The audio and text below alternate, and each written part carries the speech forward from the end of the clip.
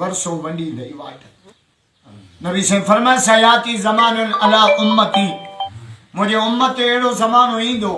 यो युहिब्बून खमसन व यंसौन खमसा पंजनि शयुनि सां प्यार कंदा पंज शयूं विसारींदा युहिब्बून दुनिया व यंसौन उक़बा दुनिया सां प्यार कंदा आख़िरत विसारींदा दुनिया जूं ॻाल्हियूं असांखे वणनि थियूं ट्रैक्टरनि जूं ॻाल्हियूं बननि जूं ॻाल्हियूं शहदाद कोट में जॻह वरिती अथमि कोठा में प्लाट वरितो अथमि अचो कमु ॾिसी आख़िरत जी ॻाल्हि वणे ई कान थी असांखे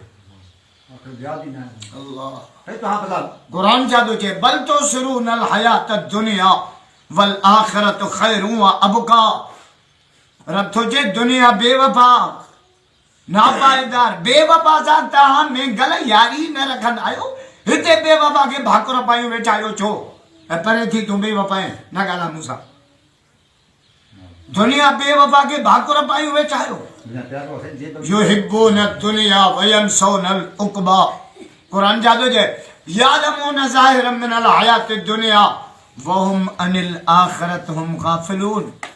दुनिया जे चमक तव्हांखे एॾो अंधो करे छॾियो आहे जो आख़िरत ई विसरी वई आहे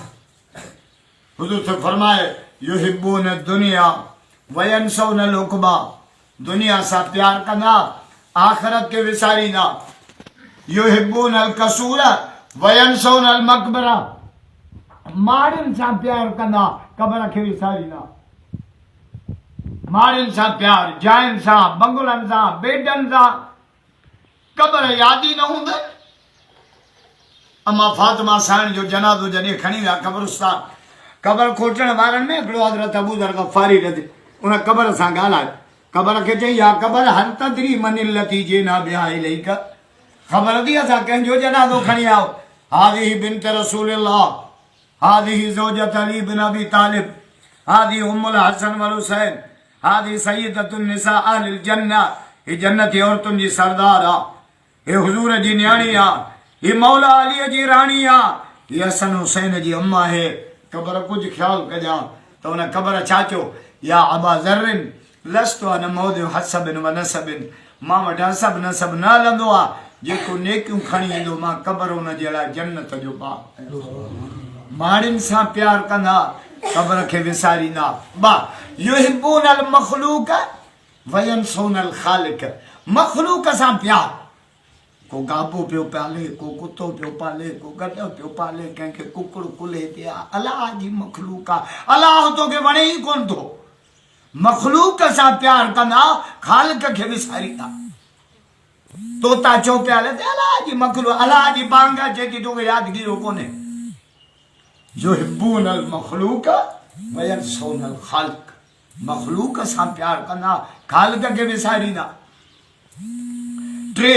युहिब्बूनल हयात व यंसौनल मौत हयातीअ सां प्यार कंदा मौत खे विसारींदा ॿिया त ठहियो असांजा पोड़ा ई मरण ते राज़ी कोन आहिनि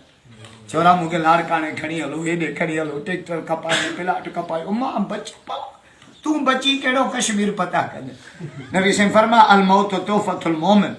मौत मोमिन लाइ तोहफ़ो आहे अल मौत जिस्रुन यसिलुल हबीब इलल हबीब मौत हिकिड़ी पुल आहे जेका मोमिन क्रॉस करे पंहिंजे रब जो दीदार हयातीअ सां प्यार कंदा मौत खे विसारींदा